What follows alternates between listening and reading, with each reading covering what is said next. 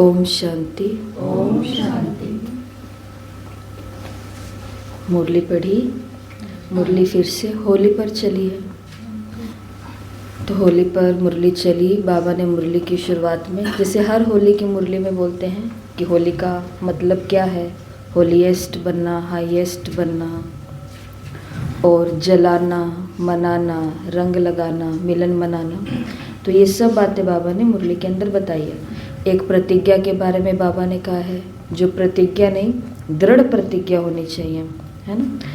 मुरली की हेडिंग है, मास्टर सूर्य बन, अनुभूति की किरणें फैलाओ, विधाता बनो, तपस्वी बनो।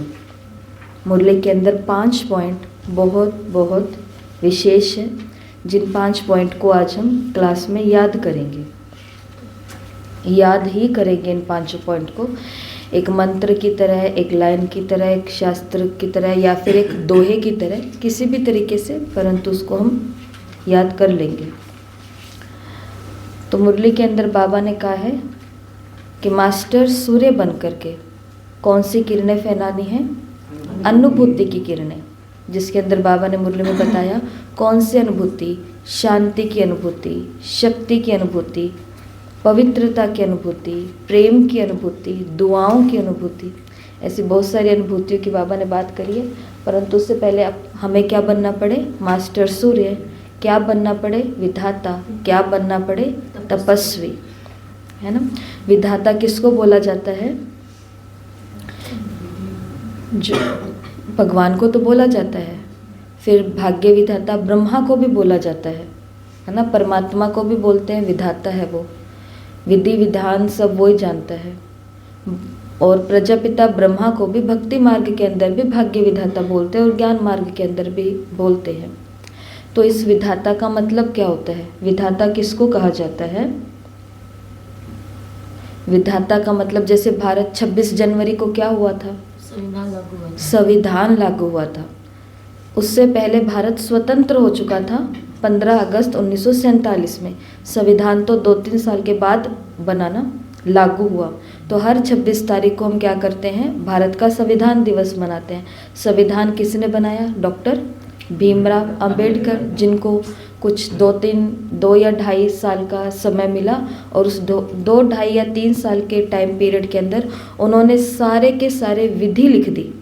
विधि विधान नियम कानून, एक ऐसी संहिता, एक ऐसी पुस्तिका, एक ऐसी किताब जिसके अंदर सभी नियम, जो छोटों के लिए होंगे, जो बड़ों के लिए होंगे, जो शादीशुदा लोगों के लिए होंगे, जो बालिग के लिए होंगे, नाबालिग के लिए होंगे, शादी की उम्र क्या है, शादी के बाद ये हो जाए तो क्या है, कानून क्या बना हुआ है, क्या नहीं बना हुआ है, ये सब भारत किस तरीके से चलेगा, कौन सा सेक्शन है, क्या है, वो सब वहाँ पर उन्होंने भारत के लिए तैयार कर दिया।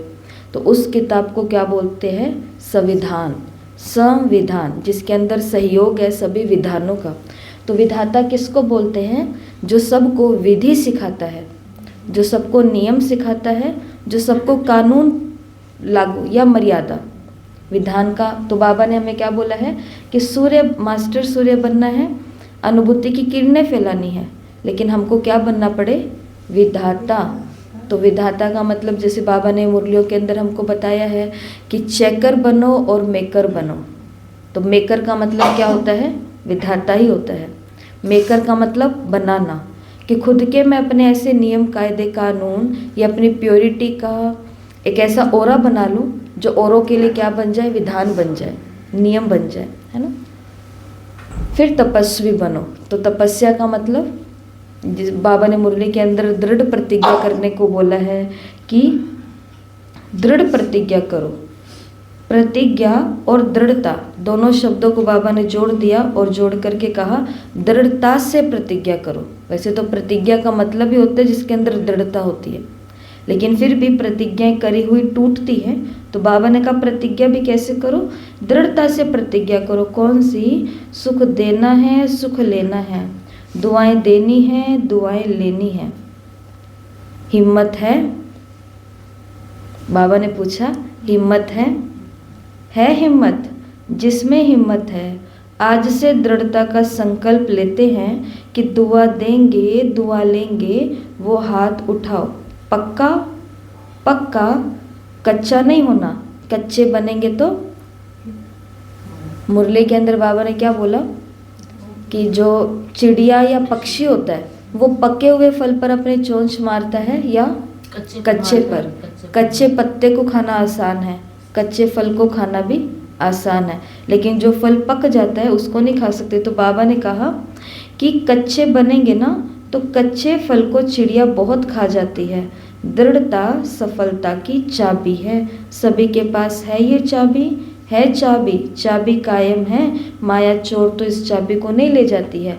तो हमारी तपस्या क्या है, यही है कि जो प्रतिज्ञा कर रहे हैं उसमें दृढ़ रहना। जैसे बहुत बारी बताया, बाबा की मुरलियों का स्लोगन है जो साकार मुरली में आता है। स्लोगन और ये सब क्या होते हैं, ये अव्यक्त मुरली के होते हैं, जहाँ से निकाल करके साकार मुरली में वरदान या स्लोगन के रूप में सेट किए जाते हैं। तो स्लोगन के अंदर भी हमने बहुत बारी सुना है कि तपस्या क्या है।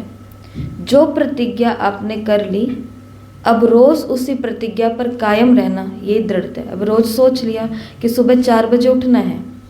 अब 4 बजे जैसे फ़ोन का हम देखेंगे टाइम या अलार्म बजेगा या कुछ भी होगा, और 4 बजे उठते ही बैठ जाना।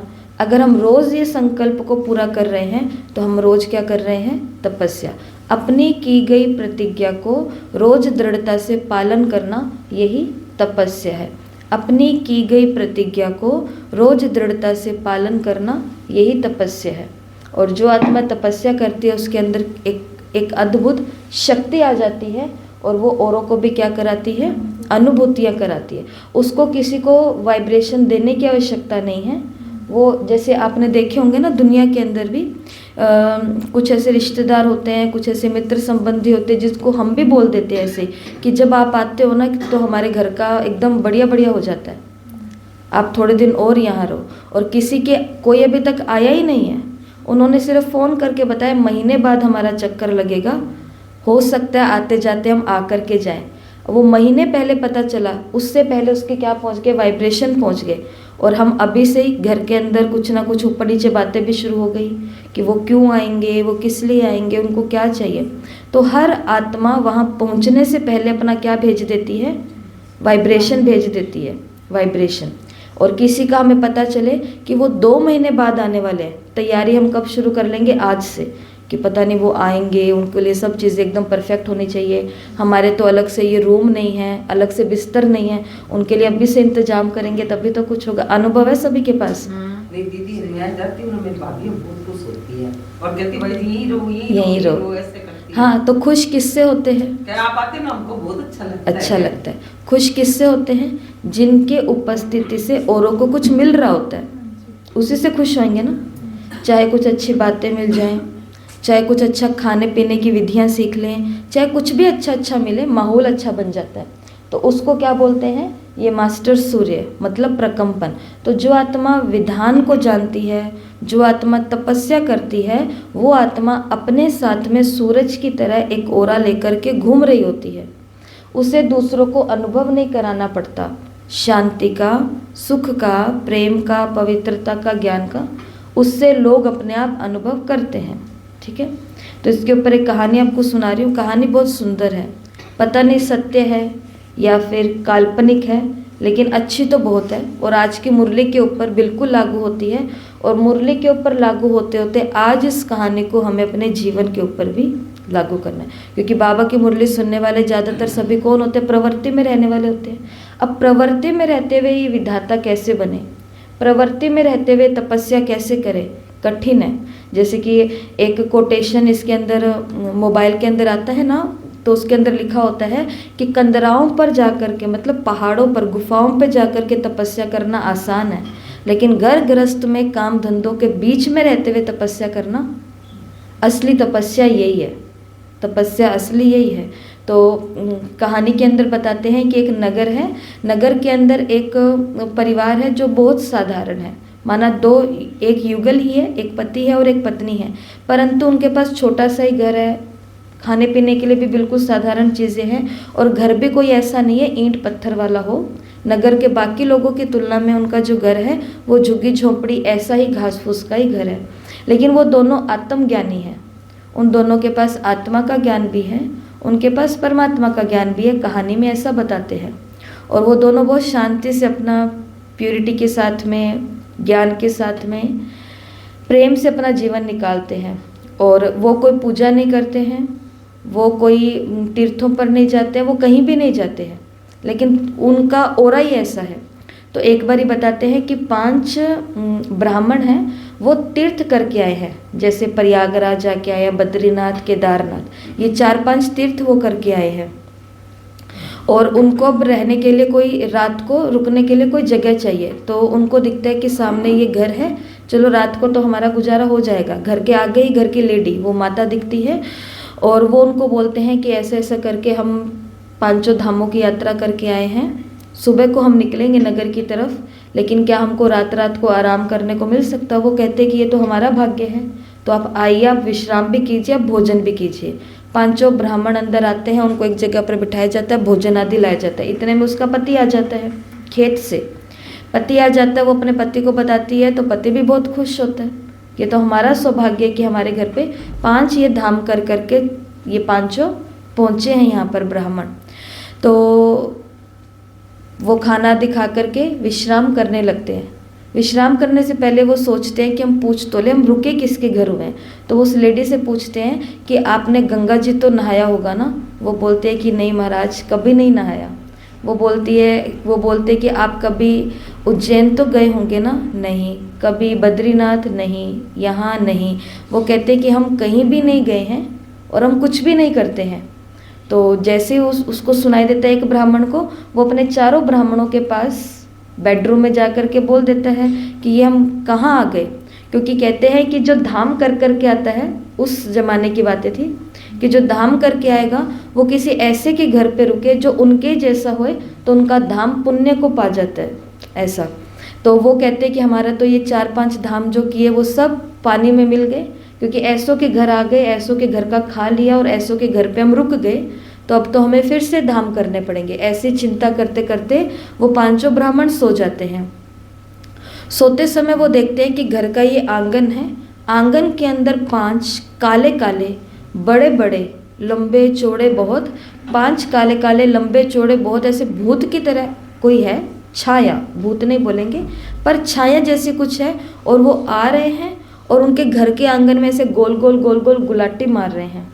एक ब्राह्मण ये देखता है और उसको अंदर में बहुत ऐसे लगता है भय कि ये क्या है, अजीब सी चीज़। दूसरा ब्राह्मण भी देखता है, रात के 1-2 बजे की बात है ये, अचानक से आँख खुलती है तो ये कौन है? 5 लंबे चौड़े काले काले छाया आ रही है और आंगन के अंदर गुलाटी मार रही है और जा रही है। वो एक दूसरे से पूछता है, वो उससे पूछते हैं कि तुमको भी दिखाई दे रहा है? वो कहते मेरे को भी दिखाई दे रहा है। वो कहते मेरे को भी दिखाई दे रहा है। 5 कहते दिखाई दे रहा है। उसमें से एक जो था वो थोड़ा शक्तिशाली था, बहादुर था। वो कहते पूछो तो सही, ये कौन है जो बार बार आ रहे हैं और गुलाटी मार मार करके जा रहे हैं आंगन में?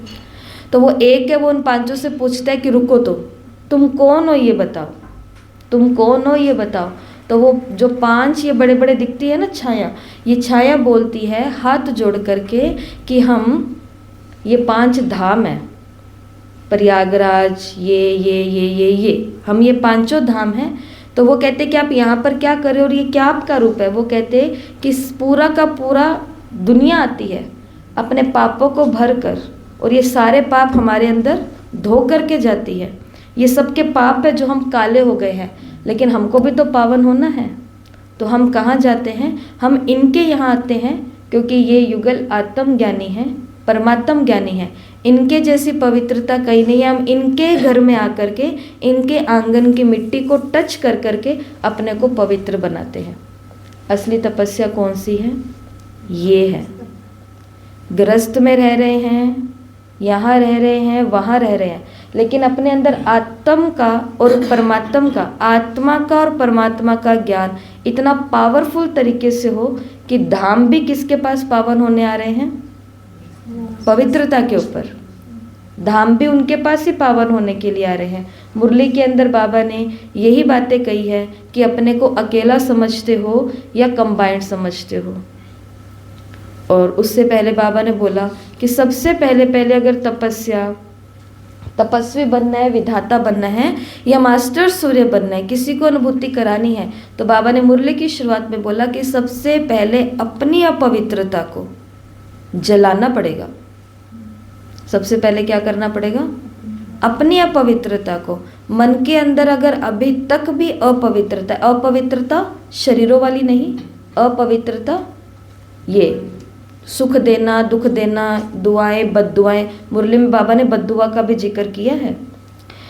तो मुरली का पहला पॉइंट जो हम सभी बहुत अच्छे से याद करेंगे, तो जैसे आपको बता दिया मुरली की शुरुआत, मुरली होली की है, तो बाबा ने सबसे पहले स्वदर्शन चक्र घुमवाया है कि देखो आप यहाँ पर भी होली और हाईएस्ट हो, यहाँ पर भी आप पूज्य में भी होलीएस्ट हाईएस्ट हो, और ब्राह्मण में भी आप होलीएस्ट हाईएस्ट हो। धर्म पिताएं, महान आत्माएं जितनी भी हुई हैं, उनकी विधिवत पूजा नहीं होती है, विधिवत पूजा आपकी होती है, ऊंचे आप हो। ये हमने बहुत सारी मुरलियों में पढ़ रही है, मुरलियों में बाबा ने यही बोला है। मुरली का पहला महावाक्य जो हमको आज याद रखना है और हमको प्रैक्टिकल में भी करना है, जलाने के बिना नहीं मनाते। अपवित्रता को जलाना, योग की अग्नि द्वारा अपवित्रता को जलाना है। योग की अग्नि द्वारा अपवित्रता को जलाना है। ये पहला महावाक्य है जो आज हमें याद रखना है, क्योंकि मुझे तपस्वी बनना है ना, तो तपस्वी या मास्टर सूर्य बनने के लिए मुझे क्या करना पड़ेगा? बाबा ने कहा पहले अपनी अपवित्रता को योग की अग्नि द्वारा जलाना है। याद रहेगा सबको? पूछूंगी लास्ट में, ठीक है? फिर आगे बाबा ने मुरली के अंदर कहा कि अकेले बन जाते हो तभी कमज़ोर बन जाते हो, इसलिए कंबाइंड रूप में रहो। विधाता बनने के लिए, तपस्वी बनने के लिए, मास्टर सूर्य बनने के लिए किससे जुड़ना पड़ेगा? जो भाग्य विधाता है, जो तपस्वी बनाने वाला है, जो सूर्य है, ज्ञान का सूर्य है। तो क्या है? अकेले बन जाते हो तभी कमज़ोर बन जाते हो, इसलिए कंबाइंड रहो। कंबाइंड का मतलब कि बाप साथ है, कंबाइंड का मतलब आपस में जुड़े हुए। देखो, हाँ, जैसे अर्धनारेश्वर का चित्र दिखाया है, तो वो ऐसे बाबा ने कहा। अभी ये सिर्फ सुनना है, क्योंकि यहाँ पे ब्रह्मा बाबा का उदाहरण है। देखो, ब्रह्मा बाप भी व्यक्त से अव्यक्त हुए, किस लिए? ब्रह्मा बाबा व्यक्त से अव्यक्त हुए किस लिए? हाँ, क्योंकि हम बातों में कमज़ोर पड़ जाते हैं, अपनी प्रतिज्ञाओं में, दृढ़ता में, तपस्या में कमज़ोर पड़ जाते हैं। तो हमको सहारा चाहिए, हमको शक्ति चाहिए, हमको सहयोग चाहिए। बाबा ने कहा कि शिव बाबा परम धाम से आए, किस लिए? ब्रह्मा बाबा अव्यक्त हुए, किस लिए? बच्चों के सहयोगी बनने के लिए। देखो, ब्रह्मा बाप व्यक्त से अव्यक्त हुए किस लिए? साकार शरीर से अव्यक्त रूप में ज़्यादा से ज़्यादा सहयोग दे सकते हैं। तो जब बाप दादा सहयोग देने के लिए ऑफर कर रहे हैं, तो अकेले क्यों बन जाते हो? मेहनत में क्यों लग जाते हो? 63 जन्म तो मेहनत की है ना। क्या ये मेहनत के संस्कार अभी भी आपको खींचते हैं? क्या ये मेहनत के, कल प्रवचन में यही बातें की थी ना शाम को सत्संग में, कि हमको हमारे संस्कार खींच रहे हैं। ज्ञान हमारे पास राइट रोंग का सारा है, अकेले नहीं रहना, कंबाइंड रहना है, तपस्या करनी है, दृढ़ता रखनी है, सब कुछ पता है, परंतु फिर भी खींच कौन रहा है हमें? हमारे जो संस्कार हैं, 63 जन्म के जो संस्कार है, वो 63 भारी भारी गठरियाँ बनी हुई है। वो संस्कार बाबा ने कहा कहीं मेहनत वाले संस्कार आपको खींचते हैं क्या? मोहब्बत में रहो, लव में लीन रहो। मोहब्बत मेहनत से मुक्त कराने वाली है। मेहनत अच्छी लगती है क्या? क्या मेहनत करने के मजबूर हो गए हो कि सहजता से, जैसे वो छोटी 5 साल की कन्या का बताते हैं ना, कि राजा ने घोषणा की जिसको जो चाहिए आज वो ले जाओ। लोग बड़े बड़े जो हैं, वो बड़ी उम्र के, वो सभी मेहनत कर रहे हैं कि क्या लूँ, मोहरे लूँ, वो वाली ज़मीन लूँ, राजा का ये वाला हार लूँ, ये वाला कड़ा लूँ, ये वाला कपड़ा लूँ, ये वाला जूता लूँ। लोग मेहनत कर रहे हैं, क्या लूँ क्या लूँ क्या लूँ। और राजा देख रहा है सुबह से लेकर के दोपहर होगी, दोपहर से लेकर के शाम हो गई, ये 5 साल की बच्ची यहाँ बैठी कर क्या रही है? बस केवल लोगों को आता देख रही है, जाता देख रही है, आता देख रही है, जाता देख रही है। तो राजा स्पेशल अपने मंत्री को भेज करके उस बच्ची को बुलाता है। बच्ची को पूछता है कि तुम क्या कर रहे हो सुबह से यहाँ पे बैठे बैठे, क्या तुमको भी कुछ चाहिए? वो बच्ची कहती है नहीं, पहले तो मैं ये देख रही हूँ कि ये किस चीज़ की मेहनत कर रहे हैं। तो वो अपने बड़ों को देख रही है कि किस चीज़ की मेहनत करें। राजा की ये चीज़ ले, इतनी इतनी इतनी इतनी इतनी। तो राजा बोलता है कि अच्छा तुम्हारी उम्र तो छोटी है पर तुमको बातें तो बड़ी बड़ी आती है, तुम बताओ तुम क्या लेने के लिए आई हो भाई, ऐसा तुम क्या ले लोगी जिसके लिए ये इतनी मेहनत कर रहे हैं। उसने बड़ी सहज भाव से, उस 5 साल की बच्ची ने बिना किसी मेहनत के इधर उधर देखने की कोशिश करे, सहज भाव से अपनी अंगुली कहाँ रख दी? राजा पर ही रख दी कि मुझे ये चाहिए। उसकी पूरी जिंदगी की, बुढ़ापे की, पीढ़ियों की मेहनत भी छूट गई। अब उसकी शादी होगी, अब उसके बच्चे होंगे, उसके दोता दोती पोता पोती होंगे। ये सभी कल तक साधारण घर वाले होते थे, लेकिन आज उसने ऐसा सहज भाव से हाथ रखा कि उसने कितनी पीढ़ियों की मेहनत छुड़वा दी। तो सौदा करना है तो ऐसा, बाबा ने कहा मोहब्बत के अंदर। लेकिन कौन से संस्कार खींचते हैं? 63 जन्म के मेहनत के संस्कार आपको मजबूर करते हैं क्या? तो सहज योगी हैं, बाप दादा बच्चों के लिए परम धाम से सौगात लेकर आए हैं। होली है ना, खाली हाथ नहीं आए। तो परम धाम से सौगात लेकर के आए हैं। पता है क्या सौगात लेकर के आए हैं? जैसे एक फादर अपने बच्चे को बोलता है पता है क्या लेके आया हूँ, तो शिव बाबा क्या बोल रहे हैं कि पता है क्या सौगात लेकर के आए हैं? टिल्ली पर बिस्त लाया हूँ, हथेली पर बहिष्ट लेकर के आया हूँ, हथेली पर स्वर्ग लेकर के आया हूँ। किसके लिए? कौन से बच्चे? जो मेहनत कर रहे हैं या जो मोहब्बत के अंदर है? मोहब्बत में है। बाकी भी आएंगे स्वर्ग में, परंतु उनका नंबर थोड़ा देरी से लगेगा। लेकिन बाबा ने कहा ये जो तिल्ली पर बिश्त लेकर के आया हूँ, ये किन के लिए? तो आपे का तो चित्र है ना, राज्य भाग्य लाए हैं केवल बच्चों के लिए। इसलिए बाप दादा को मेहनत अच्छी नहीं लगती। ये सारा का सारा ब्रह्मा बाप का और शिव बाबा का सीन, या ये सौगात का सीन हमने कहाँ देखा? मेहनत वाला। ये सारा का सारा कंबाइंड वाले पॉइंट के अंदर कि अपने को अकेले समझते हो, बाबा ने कहा इसलिए मेहनत लगती है। अगर अपने को कंबाइंड समझेंगे तो कोई भी मेहनत नहीं है। तो पहली पॉइंट क्या थी? बिना देखे अपवित्रता को योग की अग्नि से जलाना है। दूसरा, अकेले रहेंगे तो कमज़ोर बनेंगे, इसलिए कंबाइंड रहना है। और इसके अंदर याद करना मुझे कैसे कंबाइंड रहना है। मुझे वैसे ही जैसे बाप और दादा कंबाइंड है, मुझे वैसे ही जैसे परम धाम से वो किसके लिए आया है? मेरे लिए। व्यक्त से अव्यक्त वो किसके लिए हुआ? मेरे लिए। हथेली पर बहिष्ट किसके लिए लेके आया? मेरे लिए। राज्य भाग्य किसके लिए लाए? मेरे लिए। तो मेरे को अब जन्म जन्मांतर की इस मेहनत को भी आग लगा देनी है। इस मेहनत को भी क्या लगा देनी है? आग। तिल्ली जलाओ और इसको भी क्या लगाओ? आग लगाओ। या कहीं पर आग लगी हुई है उसके अंदर इसको डाल दो। आग मतलब जहाँ पर यज्ञ चल रहा है, जहाँ हवन कुंड है, उस हवन कुंड के अंदर योग की भट्टी के अंदर बैठो और अपनी मेहनत को स्वाहा कर दो। अलग से तिल्ली लगाने की भी जरूरत नहीं है। जहाँ ऑलरेडी ही आग लगी हुई है, अग्नि प्रज्वलित है, वहाँ जा कर के अपना भी स्वाहा कर दो। आपने देखा होगा लोगों को भी कि कहीं पर भी हवन यज्ञ रचा हुआ होता है तो अपना भी उनका सामान कुछ होता है ना, अंतिम आहुति में वो भी ला करके रख देते हैं। भले ही हवन के अंदर बैठेंगे नहीं वो, पर वो करते हैं, उसका भी महत्व है अपना। तो ये दूसरी बात। तीसरी बात, बाबा ने मुरली के अंदर 3 खजाने जमा करने के लिए बोला है, ठीक है ना। 3 खजाने जमा करने के लिए बोला है। तो पहला खजाना है पुरुषार्थ से प्रारब्ध का खजाना। पुरुषार्थ से प्रारब्ध का खजाना। अभी अभी पुरुषार्थ किया और अभी अभी प्रत्यक्ष फल मिल रहा है, तो पुरुषार्थ करो और प्रारब्ध।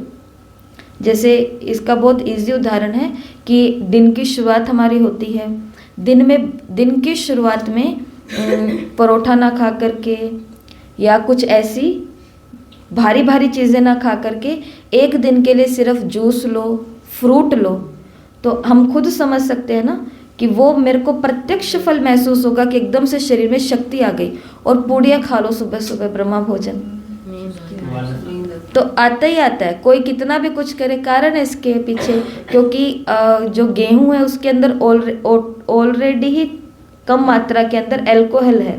फिर वो जब देखो यही आटा रोटी के रूप में होता है तो हमको ऐसा नशा नहीं चढ़ता है, यही आटा जब पूड़ी के रूप में होता है तो हमको नशा चढ़ता है। कारण क्या है?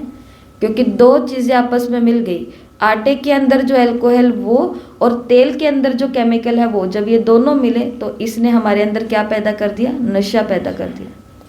जैसे बीच में नहीं, थोड़े समय पहले आप जब यंग एज में थे, हम जब बहुत छोटे थे, लेकिन धीरे धीरे बड़े हुए तब पता चला कि कुछ ऐसा हमसे पहले दुनिया में चला था कि लोग जो ये होती है विक्स होती है सिर पर लगाने वाली विक्स, ये विक्स जो होती है ठंड वाली, इसको यूथ कॉलेज के अंदर ब्रेड के ऊपर लगा करके खा रहे थे। आयोडेक्स, अच्छा ठीक है, मतलब ऐसा कुछ दवाई को, मलहम को वो ऐसा लगा करके ट्यूब को वो खा रहे थे। क्यों? क्योंकि उनको नशा होता था इससे। अकेले को खाओगे नहीं होगा, उसके साथ खाया तो ऐसी, तो इसी के लिए ये होते हैं प्रत्यक्ष फल कि अभी अभी पुरुषार्थ किया और अभी अभी प्रारब्ध मिल गई। तो यही बाबा ने बोला कि पहला कौन से खजाना जमा करना है? पुरुषार्थ करना पड़ेगा तभी प्रारब्ध मिलेगी। हम सोचे पुरुषार्थ ना करना पड़े प्रारब्ध मुझे मिल जाए, ऐसा नहीं हो सकता है। तो पहला खजाना बाबा ने बताया पुरुषार्थ की प्रारब्ध। दूसरा खजाना है सदा संतुष्ट रहना और संतुष्ट करना। सिर्फ रहना नहीं है, करना भी है। लेकिन इसके अंदर बाबा ने थोड़ा बात को बताया। दुआओं का खाता कभी कभी कोई बच्चे जमा करते हैं, लेकिन चलते चलते कोई छोटी मोटी बातों में कंफ्यूज हो जाते हैं और कंफ्यूज होकर के हिम्मतहीन हो जाते हैं, जिसके कारण खजानों पर लकीर लगा लेते हैं। कंफ्यूज होने का मार्ग ही नहीं है।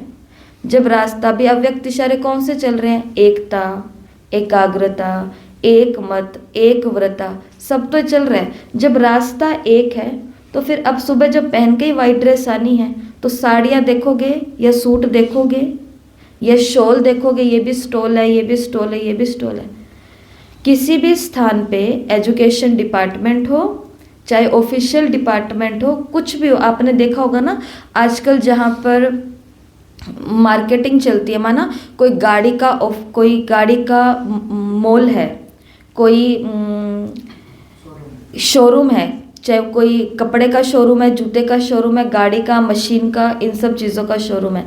आपने वहाँ पर भी कभी गए होंगे तो आपने गौर किया होगा आजकल सभी लोग एक यूनिफॉर्म में होते हैं। अपने स्कूल के अंदर यहाँ तक कि टीचर्स को देखा होगा कि यूनिवर्सिटी और कॉलेजेस के अंदर बच्चे यूनिफॉर्म में नहीं हैं, लेकिन जो फैकल्टी है, जो टीचर्स और ये सब लोग हैं ना, ये प्रॉपर यूनिफॉर्म के अंदर है। फॉर्मल पहन कर के आना है तो वो टीचर जो है वो फॉर्मल में ही आएगा, पैंट और शर्ट पहन के आएगा, भले घर के अंदर कितने भी जीन्स पड़े हों। इसके पीछे कारण है, क्या कारण है? सबसे बड़ा कारण समय की बचत हो जाती है। हाँ, एक तो हम छोटे हैं बड़े हैं इसका नहीं पता चलता, लोगों का ध्यान जो अच्छा इनके पास इतना सुंदर सूट है, इनके पास इतना सुंदर शॉल है, इतना दिमाग नहीं चलता है फिर। और दूसरा जो सबसे मेन कारण वो है टाइम मैनेजमेंट। टाइम की बचत होती है, टाइम की बचत होती है। अब ब्रह्मा कुमारियों को अपना टाइम कितना सारा लगाना होता है बाहर के लिए। अगर सोचो उनके पास हर कलर की साड़ी होती, हर कलर की ड्रेस होती, तो वो तो हर दिन इसके अंदर ही उलझी रहती, इस सेवा में जाऊं, पहले ये वाला पहनूं पहले। इसलिए बाबा ने क्या कर दिया? खेल ही खत्म कर दिया, फ्री कर दिया कि जब तुम अलमारी खोलोगे तुमको एक ही रंग दिखाई देगा, बिना कंफ्यूज हुए वो एक कलर उठाओ, पहनो और भागो। तो भगवान ने हमको कौन सा मार्ग बताया? एक मार्ग बताया। अब इसके अंदर भी हम कंफ्यूज हो रहे हैं तो ये किसकी कमी है? वो खुद की कमी है। लेकिन बाबा ने कहा बच्चे छोटी मोटी बातों में क्या हो जाते हैं? कंफ्यूज, और इस कंफ्यूजन के कारण हिम्मत हार जाते हैं, और हिम्मत हारने के कारण अपने खजानों की अपने खजानों को लकीर लगा लेते हैं। तीसरा खजाना सेवा द्वारा सेवा का फल जमा करना, सेवा द्वारा सेवा का फल जमा करना। तो पहले है पुरुषार्थ से प्रारब्ध जमा करना, फिर दूसरा है संतुष्ट रहना, संतुष्ट करना, और तीसरा है सेवा से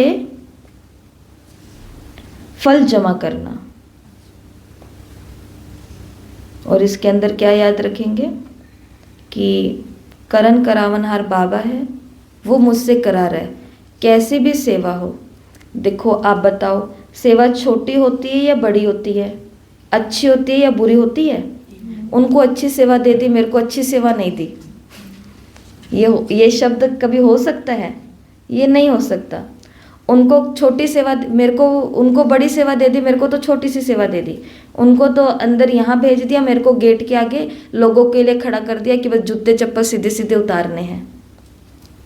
अगर सोचो, वो छोटी सी सेवा जिसको हम छोटी सेवा बोल रहे थे, बिल्कुल छोटी सेवा, जैसे इस क्लास के अंदर किसी की छोटी सी सेवा है कि आपको कुछ नहीं करना, आपको क्लास पूरे होने के बाद में ये माइक बंद करना है, चालू करना है, ये यहाँ से ये करना है, ये यहाँ से कैमरे को इसको हटाना है। ये कितनी छोटी सी सेवा है, ये बिल्कुल छोटी सी सेवा कि अपने सीट से खड़े होना, ये उठा करके इधर कर देना, ये उठा करके इधर कर देना, कोई सेवा ही नहीं है, ये बिल्कुल छोटी सेवा है। और किसी को बहुत बड़ी सेवा मिली हुई है कि आपको उनके साथ में आज ये एक्टिविटी करानी है, आपको ये तैयार करना है, वो तैयार करना है। लेकिन ज़रा सोच के देखो, अगर जिसने टाइम पर, जैसे हमारे साथ हुआ ना एक दिन पीछे, कि पूरी की पूरी क्लास रिकॉर्ड हो गई और यहाँ पर ये लगना भूल गया, यहाँ पर ये जो माइक है ये हम लगाना भूल गए, उसके साथ में डिवाइस कनेक्ट है, उसके साथ में डिवाइस कनेक्ट होगी, यहाँ से मैं कितना भी बोलूँ आवाज़ कुछ नहीं जाएगी, उसके अंदर केवल ये हरकतें जाएंगी जो हाथ से मुंह से कर रहे हैं सिर्फ।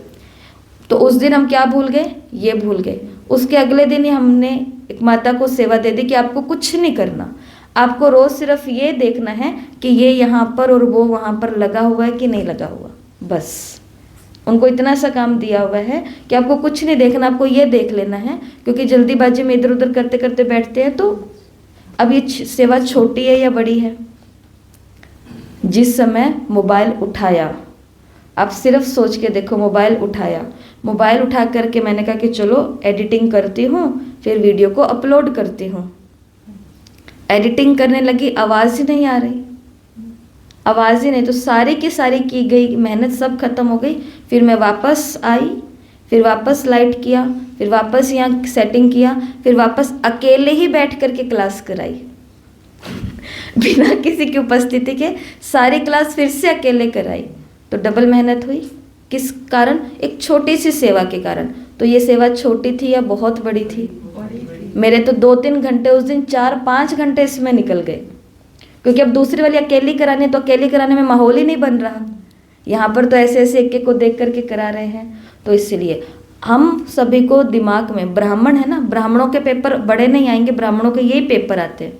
उसको ये सेवा दे दी, उसको साथ ले गए, उसको साथ बुला लिया, मेरे को यहाँ खड़ा कर दिया, मेरे को ऊपर भेज दिया, मेरे को नीचे भेज दिया। सेवा तेरी मेरी नहीं होती है, सेवा छोटी बड़ी नहीं होती है, सेवा ऐसी और वैसी नहीं होती है। बाबा ने कहा तीसरा खाता केवल जमा करना है, सेवा बस मिल जाए मेरे को लालच होना चाहिए, भूख होनी चाहिए, किसकी? सेवा की, कि कोई काम कहाँ बिगड़ा हुआ है वो वाला काम मैं संवार दूँ। तो तीसरा खजाना है सेवा द्वारा सेवा का फल जमा करना। और इसके लिए क्या याद रखना पड़ेगा? करण करावनहार करा रहा है। गुरुबाणी सबने पढ़ी होगी ना। गुरुबाणी के अंदर नानक जी क्या कहते हैं? एक सुंदर बात कहते हैं, राजी तेरी रजा में,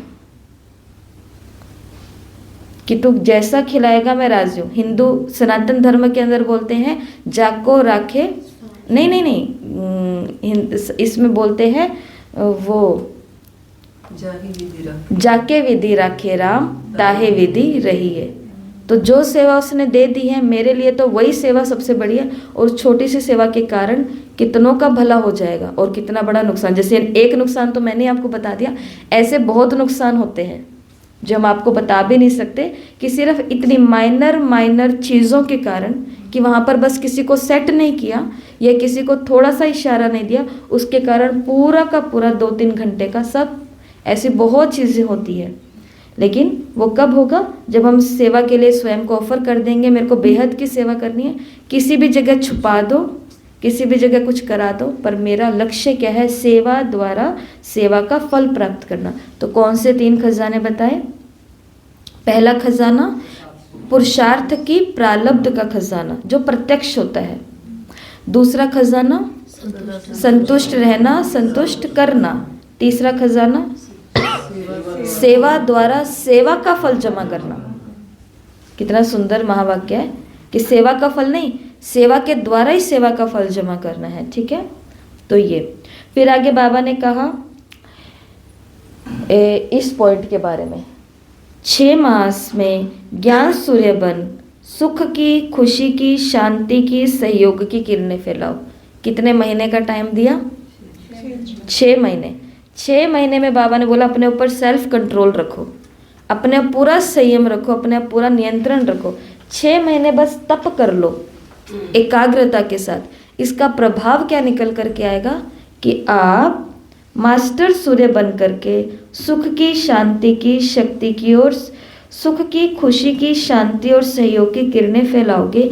ऐसी अनुभूति कराओ, तपस्या की ज्वाला कोई ना कोई को अनुभव कराए। हम जो तपस्या कर रहे हैं ये तपस्या नहीं है 2-2 मुरली आप लोग स्टडी कर रहे हो, या कई हैं जो सुबह साकार मुरली कर रहे हैं, फिर शाम को ये एग्जीबिशन की सेवा में जा रहे हैं, 2-2, 3-3, 4-4 घंटे निकाल रहे हैं। क्या सच में ये तपस्या नहीं आप लोगों की? परिवार में रहने वालों की तो कितनी बड़ी तपस्या है ये। उधर का सब धंधा छोड़ करके इधर निकल रहे हैं, वो भी माताएं। तो हम तपस्या कर रहे हैं, पर बाबा हमको क्या कह रहे हैं? ये जो तपस्या कर रहे हैं ना, इस तपस्या का किसी ना किसी को ज्वाला रूप का अनुभव तो कराए हम, तो लगे मेरे को भी कि मैंने कुछ किया है। और उसके लिए बाबा ने क्या बोल दिया? ये जलाना। ये तपस्या कौन सी बोली? यही संतुष्ट रहना और ये 3 खाते जमा करना। ठीक है, और लास्ट पॉइंट है 5वां, अनुभूति अमर होती है। ध्यान से सुनना, अनुभूति कैसी होती है? अमर होती है। ज्ञान व्यक्ति भूल जाता है, बाबा ने कहा सब कुछ भूल जाता है, लेकिन उस स्थान पर उनके सामने बैठ करके उन्होंने अनुभव क्या किया, वो अनुभव वो कभी भी जिंदगी भर, बुरा एक्सपीरियंस हो या अच्छा एक्सपीरियंस हो, व्यक्ति कभी भी नहीं भूलता। एक व्यक्ति किसी ने जिंदगी में पहली बार ट्रेन पर बैठा, और पहली बार ट्रेन पर बैठते ही ट्रेन के अंदर इतना धक्का मुक्की हुई कि उसने ज़िंदगी भर, जैसे उसको बोला गया कि ट्रेन में जाएंगे हम हिल स्टेशन जाएंगे, ट्रेन में जाएंगे शिमला जाएंगे, ट्रेन में जाएंगे वहाँ जाएंगे, वो कहता ना मेरे को कहीं नहीं जाना, मैं घर पे बैठूंगा, आप जाओ। क्योंकि उसके पास कौन सा एक्सपीरियंस है? बैड एक्सपीरियंस है। तो अनुभूति अमर होती है। जैसे अगर बचपन में बच्चों को मेले में लेके जाते हैं ना माता पिता, तो कई बच्चे होते हैं उनको तो मेले का इतना ज़बरदस्त अनुभव होता है कि वहाँ झूले भी मिलते हैं, वहाँ खाने के लिए भी मिलता है, वहाँ तो मज़े होते हैं। लेकिन कोई बच्चा उस मेले में ऐसा भी होता है कि जिसको मेले के अंदर कोई धक्का मार देता है, कोई उसको बैड फीलिंग करा देता है, तो वो पूरी ज़िंदगी कहता है मैं कहीं भी जाऊँगा लेकिन मैं मेले में, मैं घर पे अकेला रह लूँगा लेकिन मैं मेले में नहीं जाऊँगा। तो सभी आज इस बात को याद कर लेंगे, लिख लेंगे कि अनुभूति अमर होती है। अनुभूति अमर होती है। हमने किसको कैसा अनुभव कराया वो अमर हो जाएगा। ना खुद मेहनत करो ना औरों को मेहनत कराओ। बाबा ने कहा उमंग उत्साह से सहयोग से एक दूसरे को आगे बढ़ाओ। खुद भी ना मेहनत करो और हमारे कामों के कारण किसी और को भी मेहनत क्यों करनी पड़े। यहाँ पे पाप बढ़ता है जब हमारे कारण, हमारी छोटी मोटी आदतों के कारण कंफ्यूज हम हो रहे हैं, मेहनत हम कर रहे हैं, स्ट्रगल हम कर रहे हैं, अनुभूति हमें नहीं हो रही है, तपस्या हम नहीं कर रहे हैं, और इसके कारण मेहनत किसको करनी पड़ रही है? किसी और को करनी पड़ रही है साथ साथ में। तो इससे बताओ जमा होगा खाता या घाटा खटेगा? घटेगा ही ना, जमा नहीं होगा। इसलिए बाबा ने बोला ना खुद मेहनत करो ना औरों को कराओ। तो ये 5 मेन पॉइंट है। बाकी मुरली आपने पढ़ी है, जिन्होंने नहीं पढ़ी है वो 5 और 10 मिनट का टाइम लगा करके स्पीड रीडिंग के साथ मुरली को कभी नहीं छोड़ना। स्पीड रीडिंग के साथ फटाफट बस मुरली को समझने की नहीं कोशिश करनी, हमें तो मुरली को एक बारी देखना है बस। और अपनी हमारी मेमोरी पावर इतनी मजबूत बन जाएगी कि हमको देखने से ही सब याद रहेगा।